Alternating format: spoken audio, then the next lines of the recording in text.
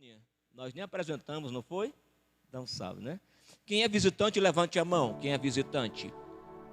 Só o nosso amado irmão, tem lá uma irmã ali atrás. A igreja está feliz com o nosso amado irmão aqui presente, a nossa amada irmã que está ali atrás. Digamos todos, sejam bem-vindos.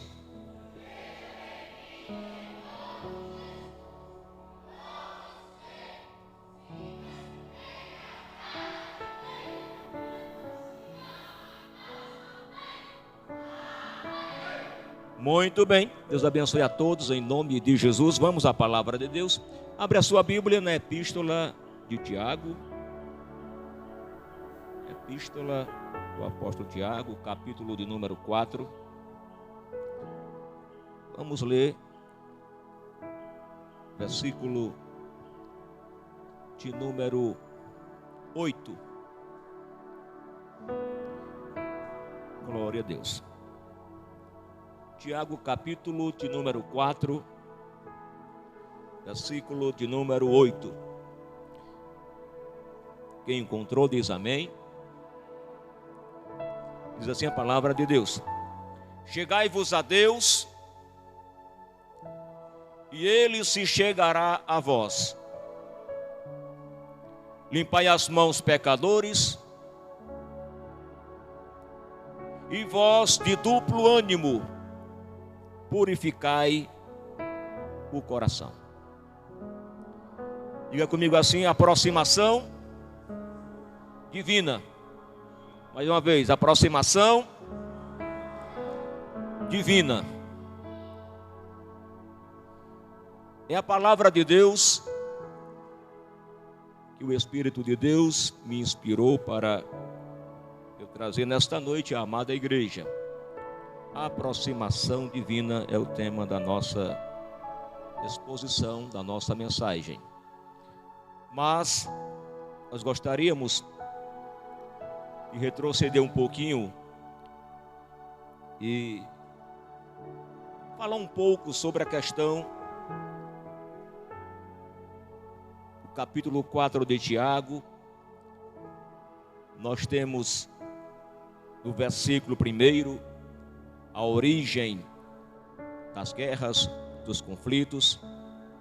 E esta epístola, para a gente iniciar a nossa exposição, ela tem como destinatário as 12 tribos que andavam dispersas por volta do ano 62 depois de Cristo.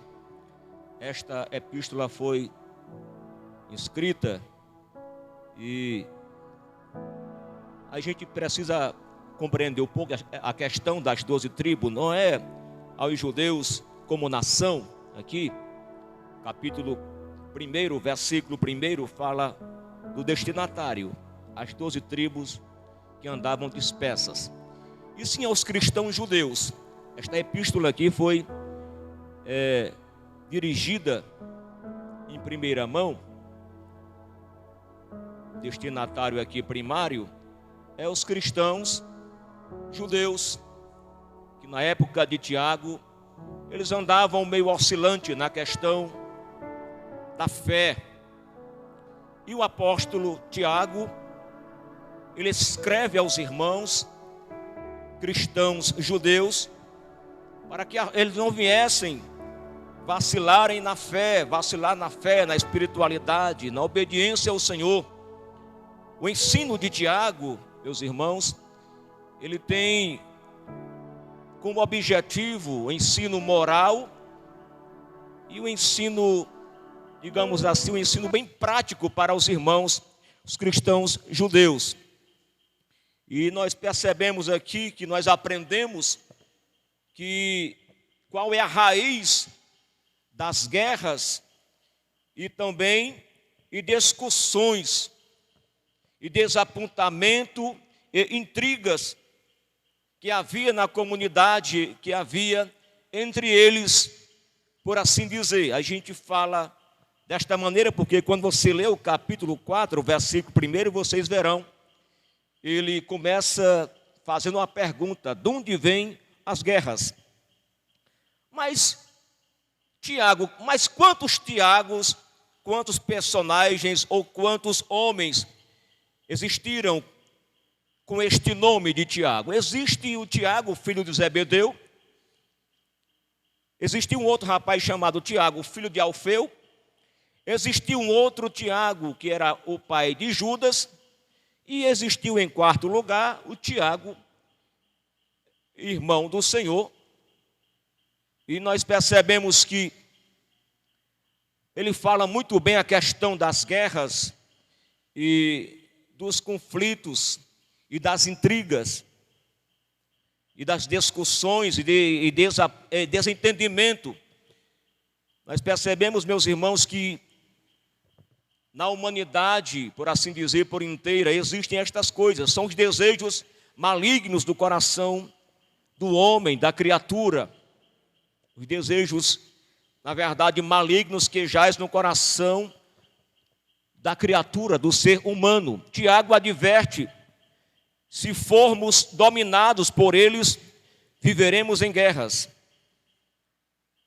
Então Tiago, ele orienta os irmãos que eles precisam ter o cuidado para que eles não sejam dominados pela intriga, pelos desejos malignos e pelo desentendimento, por assim dizer. Ele adverte porque se isso acontecer, eles seriam dominados por eles e viveriam em guerras. Observamos, meus irmãos, que a guerra não era externa, a guerra era interna. E o maior conflito que sempre a igreja enfrenta, por assim dizer, a comunidade cristã, os irmãos enfrentam, muitas vezes não são conflitos externos, são conflitos internos. Dentro da comunidade cristã, isto aconteceu desde a queda adâmica, este relacionamento, a dificuldade de relacionamento, tanto vertical como horizontal, ele é nítido. Não é algo latente, oculto, invisível, imperceptível. É algo que é muito nítido, é muito claro. Ele começa dizendo, irmãos, de onde vêm as guerras e pelejas entre vós? Ele começa fazendo uma pergunta. Aí ele faz mais uma outra pergunta. Porventura, não vem disto, a saber, dos vossos deleites, que nos vossos membros guerreiam? Ora, meus irmãos, o versículo 1 está muito nítido. Referem-se, neste caso, meus irmãos, acerca a disputa, na verdade, a questão aqui é acerca de doutrina. Há quem diga, alguém diverge, alguém discorda, alguém não concorda, alguém arminiano, outro é calvino, e há essa discussão que já perdura há mais de 500 anos, e isto não leva ninguém a lugar nenhum. Essas questões não é de caráter aprovativo ou reprovativo, no aspecto salvífico, na questão da salvação. E hoje, nos nossos dias, ainda tem gente que vive esta questão, preso nessas questões tão banais e tão bobas, que o que atrapalha, o que impede o homem a salvação, na verdade, é o indivíduo deixar de crer no sacrifício vicário de Cristo Jesus, o Senhor e Salvador, aquele que foi morto na cruz do meio em prol da raça humana. É isto que leva a pessoa à condenação. Então, meus irmãos, o Tiago, ele diz no versículo 2: cobiçais e nada tendes, sois invejosos e cobiçosos e não podeis alcançar, combateis e guerreais e nada tendes, porque não pedis. O versículo 2 aqui fala da cobiça. Vocês cobiçam e nada tendes. Nos faz lembrar agora, meus irmãos, de 2 Samuel, capítulo 11.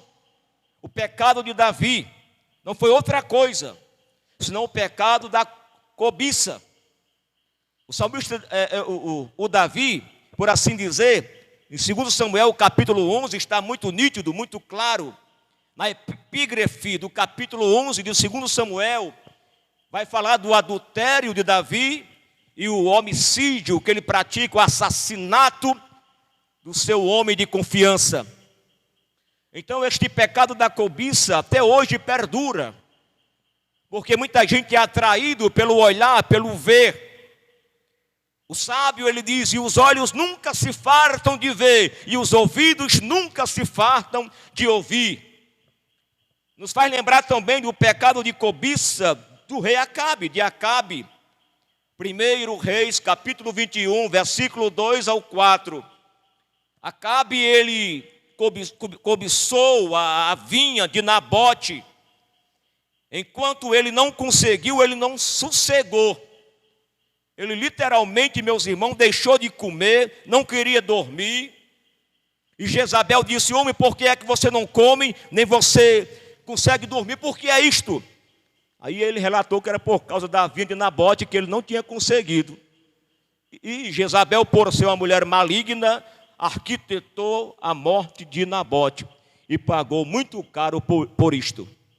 Então o desejo, meus irmãos, torna-se a paixão dominante da alma. Repete comigo, o desejo torna-se a paixão dominante da alma. Mas o coração transformado jamais se contenta ou satisfaz com o mundo ou com aquilo que o mundo possa oferecer. A pergunta que não cala é, o que nós estamos desejando nesta noite? O que nós estamos pedindo nesta noite ao Senhor? Meus irmãos, nós precisamos entender uma coisa.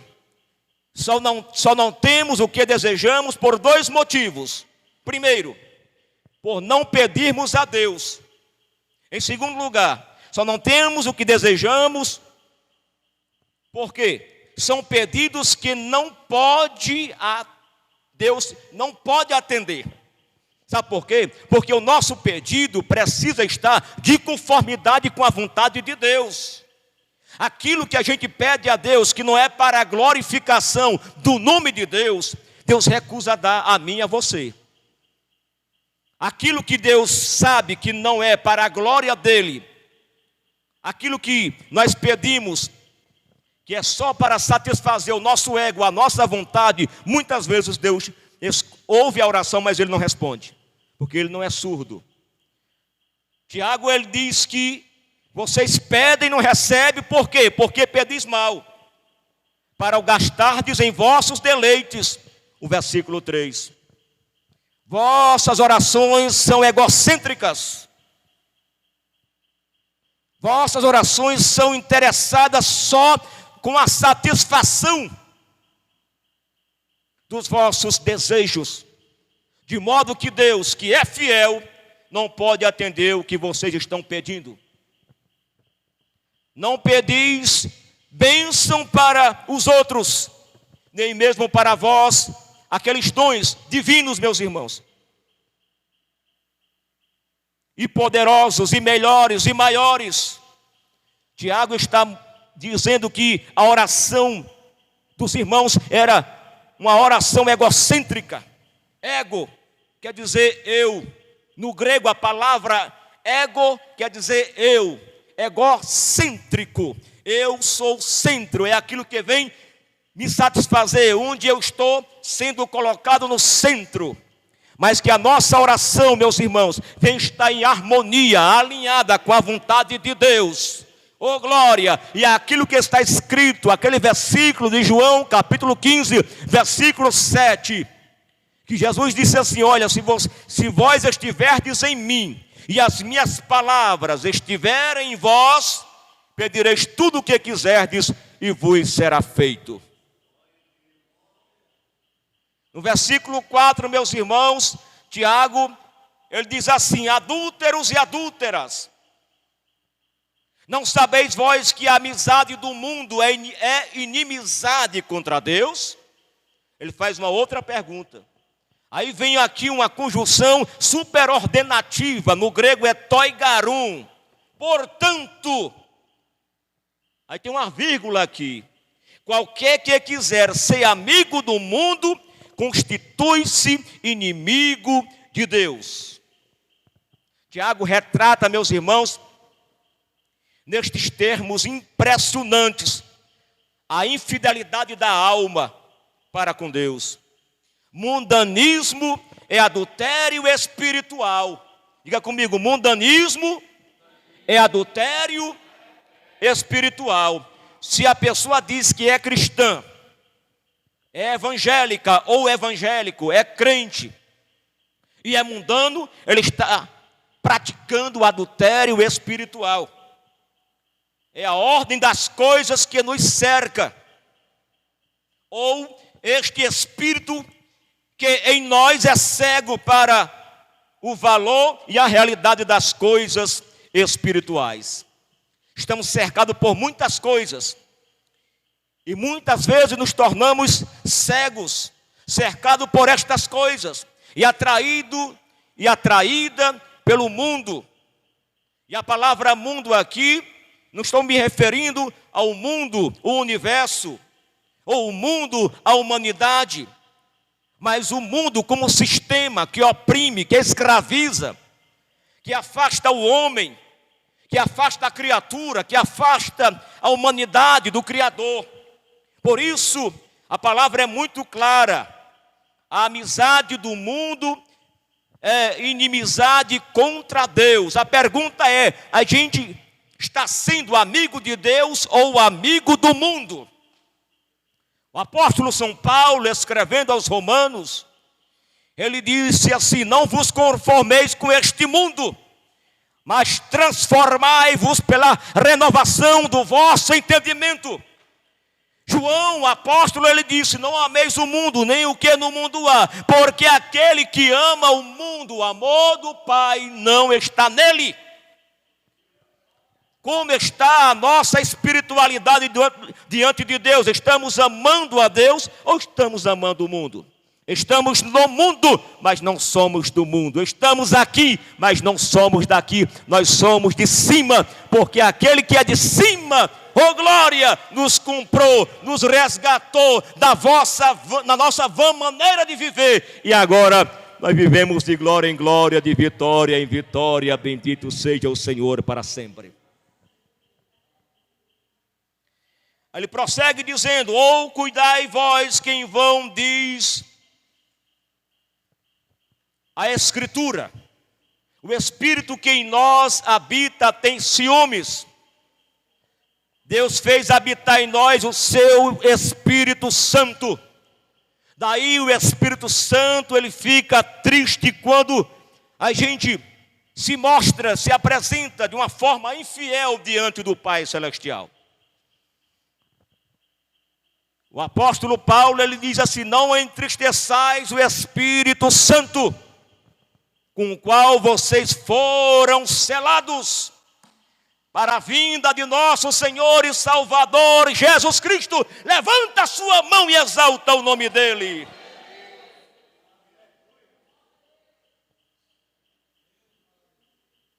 Aí ele prossegue dizendo: antes da maior graça, portanto, diz, Deus resiste aos soberbos, dá, porém, graça aos humildes. Aqui eu estou chegando na mensagem que eu quero trazer para vocês. Aí Tiago começa com os seus imperativos poderosos. Ele diz assim: sujeitai-vos, pois, a Deus. Submetei-vos, pois, a Deus. Quem é sujeito, submisso a Deus, não faz o que quer. Vou repetir: quem é sujeito a Deus não faz o que quer, não vai para onde quer, não tem vontade própria. Ele obedece ao seu Senhor, ele é submisso ao seu Senhor, ele faz o que o seu Senhor manda. Se o Senhor mandar ele ir, ele vai. Se o Senhor mandar ele ficar, ele fica. Se o Senhor mandar ele fazer, ele faz. Se o Senhor disser não faz, ele não faz. Porque quem é submisso, sujeito a Deus, não se manda. Ele não faz a sua vontade, ele faz a vontade do Pai Celestial. Aí ele fala um outro imperativo: resistir ao diabo. E o que acontece? E ele fugirá de vós.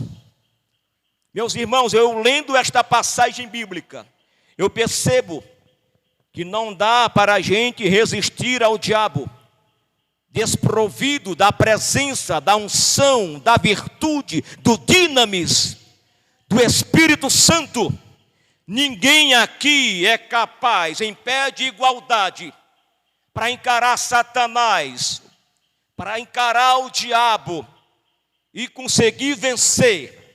Jamais, somente se submetendo, sujeitando-se ao Senhor, obedecendo a Deus, vivendo uma vida alinhada com Deus, Satanás, ele na verdade não prevalece ou não prevalecerá contra a vida de um crente que é submisso, que é sujeito a Deus.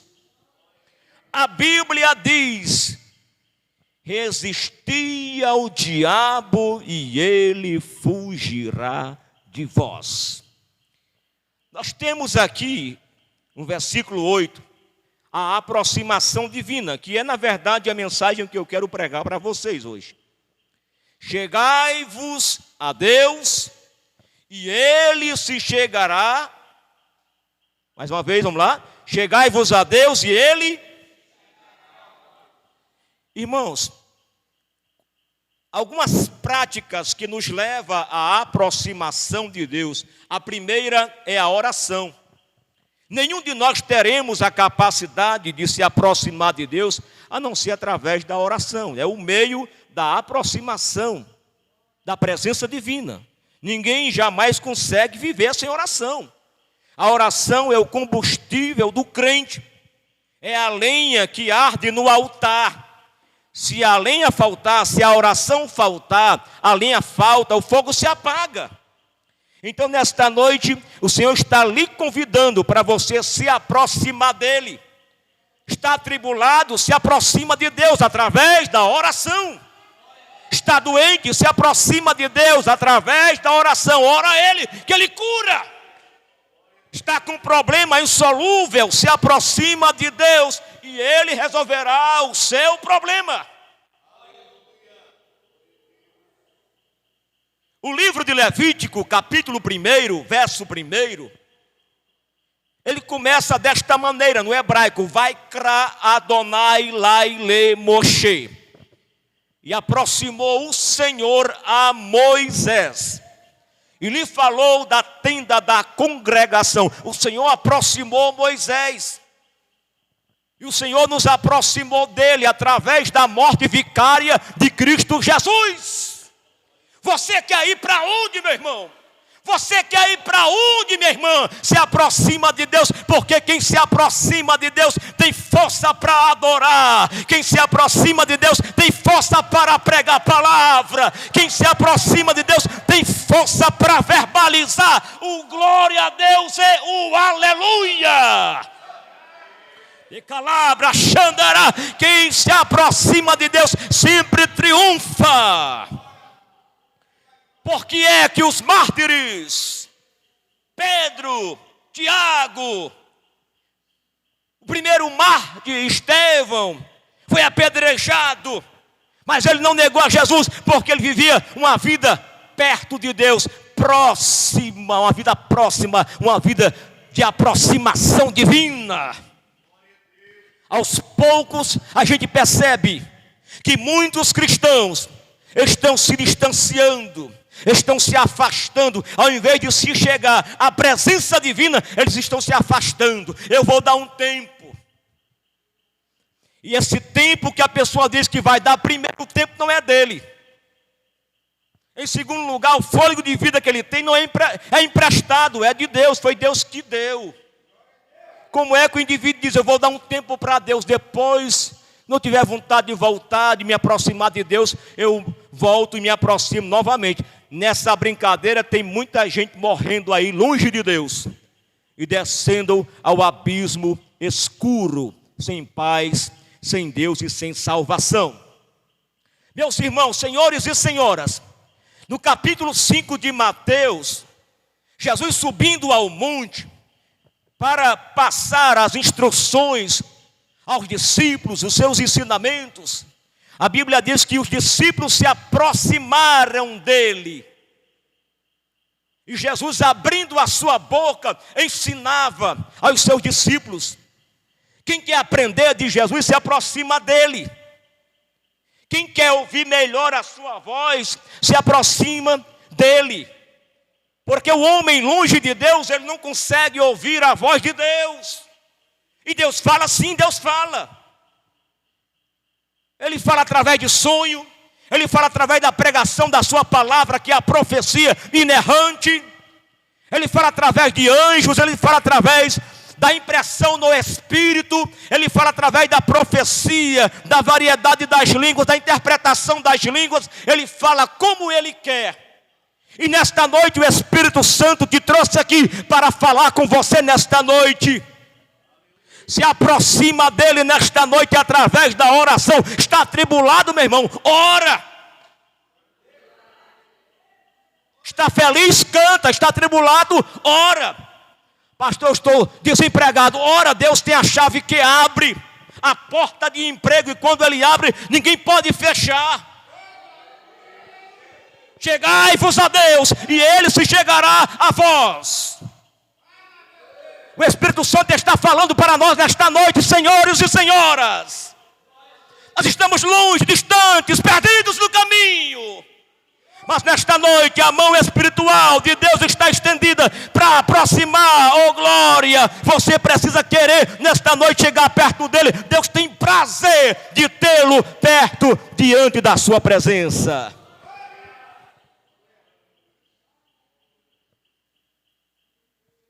Quando nós lemos, meus irmãos, o Salmo 51, nós vemos lá Davi atribulado, porque estava longe. O pecado, ele afasta, distancia a criatura, o ser humano do seu Criador. É o pecado que distancia o homem. É o pecado que leva o homem para longe da presença de Deus. E o salmista disse: não retira de mim o teu Santo Espírito, não me lance fora da tua presença. A presença de Deus na vida do salmista era a razão do seu viver. Mas depois que ele praticou o pecado, meus irmãos, ele já não sentia mais a alegria. Ele já não tinha mais a presença que ele tinha na vida dele. Senhor, ele roga ao Senhor, ele ora ao Senhor, ele implora ao Senhor: eu quero estar perto de ti, eu quero me aproximar de ti. Meus irmãos, na presença dele há abundante alegria. Longe dele a tristeza predomina. Na presença dele a tristeza vai embora. Longe dele a depressão se apodera da pessoa. As tribulações prevalecem. Mas perto de Jesus, na tribulação pode até vir, mas ela não vai ficar muito tempo. Porque na presença de Deus não tem tribulação, não tem angústia, nem tristeza que possa prevalecer.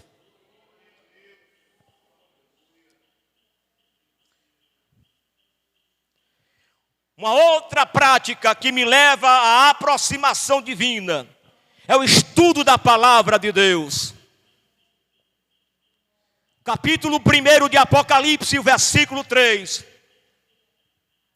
Está escrito desta maneira: bem-aventurado é aquele que lê, e bem-aventurado é aquele que ouve e guarda as palavras desta profecia. Meus irmãos, a palavra de Deus, ela é viva, ela é eficaz, ela é poderosa, ela é penetrante, ela é como espada de dois gumes. E quando eu começo a ler a palavra de Deus, eu me encontro nas Escrituras. Eu me conheço nas Escrituras. Sabe por quê? Porque a palavra sagrada, ela é o espelho da alma. Eu não preciso correr atrás de um profeta para saber como está a minha vida. Se o profeta vier até mim profetizar, amém. Mas a palavra de Deus, ela é o espelho da alma. Você quer saber como está a sua vida espiritual? Abra nesta noite a Bíblia e comece a ler a palavra de Deus. Ela vai lhe aproximar de Deus. Ela testifica de Deus. Ela é, meus irmãos, o martelo que esmiuça a penha. Aí ele diz assim: limpai as mãos, pecadores. Olha o imperativo aqui. E vós de duplo ânimo, purificai o coração. No Salmo 24, o salmista escreve dizendo: do Senhor é a terra e a sua plenitude, o mundo e aqueles que nele habitam. Porque ele afirmou sobre os mares e afundou sobre os rios. Quem subirá ao monte do Senhor? Ou quem estará no seu lugar santo? Aquele que é limpo de mão e puro de coração, que não entrega a sua alma à vaidade, nem jura enganosamente. Este receberá a bênção do Senhor e a justiça do Deus da sua salvação. Esta é a geração daqueles que buscam a tua face, ó Deus de Jacó. Levantai, ó portas, as vossas cabeças, levantai-vos, ó entradas eternas, e entrará o Rei da Glória. Quem é este Rei da Glória? O Senhor forte e poderoso, o Senhor poderoso na guerra. Levantai, ó portas, as vossas cabeças, e entrará o Rei da Glória. É claro, meus irmãos, que aqui não está falando literalmente de mãos que apalpam, mãos que seguram, mãos que apertam. É claro que aqui está falando, esta questão de limpar as mãos nos remete lá para o texto que Jesus ensinou aos discípulos. Ele disse: olha, se a tua mão escandalizar, amputa, corta a sua mão. Porque é melhor entrar no céu só com a mão do que com as duas ir ao inferno. Meus irmãos, aqui está falando de ações, daquilo que a gente faz, que a gente pratica. Limpai as mãos, pecadores, melhorai as vossas ações, melhorai as vossas obras, melhorai as vossas atitudes, melhorai o vosso comportamento. Bendito seja para sempre o nome do Senhor. E vós de duplo ânimo, purificai o coração. Tiago continua falando, irmão, sobre um outro imperativo, dizendo no versículo 9: senti as vossas misérias, e lamentai, e chorai, converta o vosso riso em pranto, e o vosso gozo em tristeza. Ninguém quer se humilhar mais, ninguém quer mais se humilhar, se prostrar diante do Senhor. Quando nós chegamos no versículo 10, diz: humilhai-vos perante o Senhor, e Ele vos exaltará. Meus irmãos, na antiguidade, uma pessoa humilhada, ela se vestia de saco. Uma pessoa que se encontrava num estado de miséria, ela se vestia de saco, se lançava no chão, na cinza, e lamentava aquele estado que ela estava vivenciando ou vivendo. Vocês lembram de Jó? Vocês lembram do que diz lá em Joel? Chorai, sacerdotes, rasgai o coração e não as vossas vestes. É um ato de humilhação, é o homem se disposto a se consertar diante do Senhor, sentindo a sua miséria, porque nada, irmãos, nos levará à restauração, a não ser se humilhando diante do Senhor. Quem se humilha, Deus exalta. Quem se exalta, Deus humilha. As pessoas não querem mais se humilhar. Olha por cima, endurece o pescoço, empina o nariz, se olha no espelho e diz: eu sou o cara. Esse cara sou eu. Ele só falta cantar a música do rei Roberto Carlos, né, mas esse cara sou eu. Meus irmãos, no dia que você perder a sensibilidade, já não sentir mais as misérias do pecado na sua vida, você pode considerar uma pessoa que está já com o pé na cova. Você está já à beira da morte espiritual, porque só sente a miséria e lamenta quem está vivo ainda. Quem morreu não lamenta mais. Tem muita gente pecando deliberadamente, porque já perdeu a sensibilidade, já não sente mais a miséria, já não lamenta mais, já não chora mais. Nesta noite o Espírito Santo está lhe convidando Para você se aproximar de Deus, como? Sentindo a miséria e lamentando e chorando, convertendo o seu riso em pranto e o seu gozo em tristeza, se humilhando diante de Deus.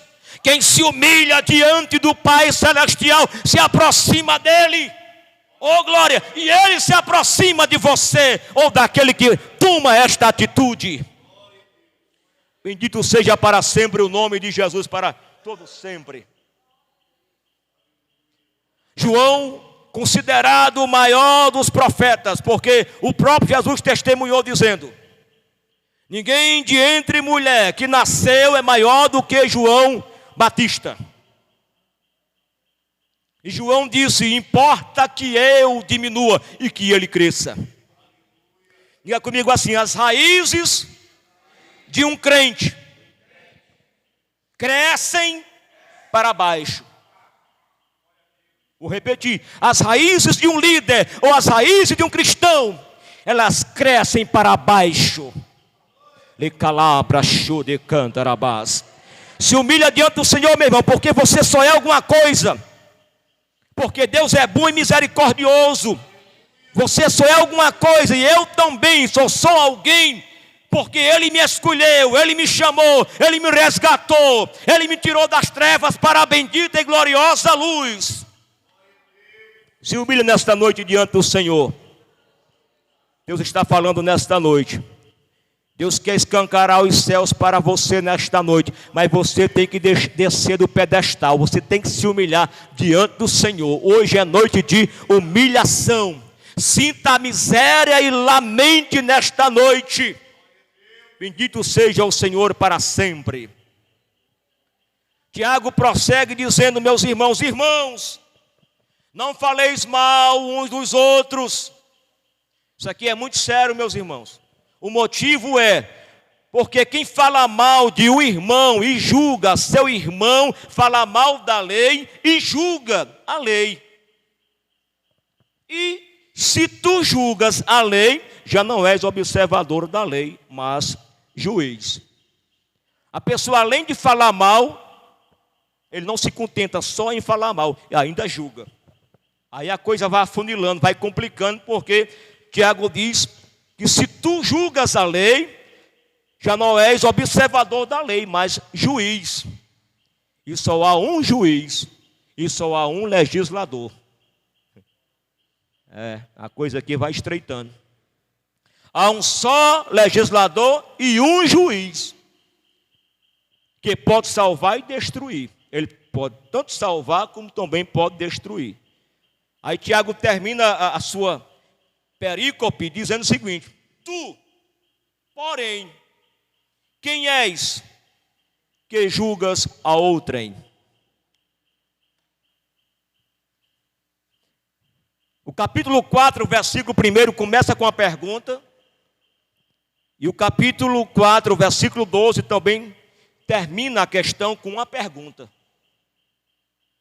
Tu, porém, quem és que julgas a outrem? Irmão, nós não podemos julgar ninguém. Na eternidade futura, muita gente será surpreendida. Quem você pensava que estaria lá no céu, não estará. E quem nós pensávamos que não estaria lá, estará. Vou repetir, na eternidade futura, quando a gente chegar lá em cima, a gente vai ser surpreendido. Quem a gente pensava que estaria lá, não estará. E quem a gente pensava que não estaria lá, estará. O céu é de Deus e só vai para lá quem Ele quiser. Vou repetir, o céu é de Deus e só vai para lá quem Ele quiser. Quem Ele não quer, não vai chegar lá. Meus irmãos, esta é a palavra de Deus. Chegai-vos a Deus e Ele se chegará a vós. Só quem ganha com isto é a gente mesmo. Quando a gente se aproxima de Deus, meus irmãos, as muralhas elas tombam ao chão. Quando a gente se aproxima de Deus, meus irmãos, a sepultura se fecha. Quando a gente se aproxima de Deus, o coração angustiado é preenchido pela alegria da salvação do Espírito Santo, pela graça bendita, operante do nosso Pai Celestial. Se aproxima de Deus, você vai ver a sua vida vai mudar radicalmente, como diz o provérbio popular, da água para o vinho. Agora, longe de Deus, meus irmãos, ninguém consegue nada. Jesus disse, sem mim vocês não podem fazer simplesmente nada. É a gente que precisa dele. Quem está doente, irmãos, é que deve procurar o médico. Quem está com problema é que deve procurar o advogado. Não é o médico que vai procurar. Onde é que tem um doente aqui? Não. Ele está lá para atender o paciente, o doente. Se eu estou doente, eu preciso ir de encontro ao médico. Se eu estou perdido, eu preciso ir de encontro ao Salvador, atendendo o convite e o chamado dele, porque ele chama. Vinde a mim todos cansados e oprimidos e sobrecarregados, e eu vos aliviarei. Bendito seja o Senhor para sempre.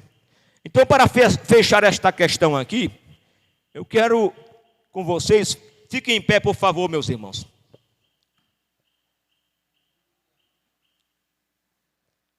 Diga comigo assim, chorar, mais forte, chorar e abandonar os próprios pecados, abrem caminho para a aproximação e a salvação de Deus.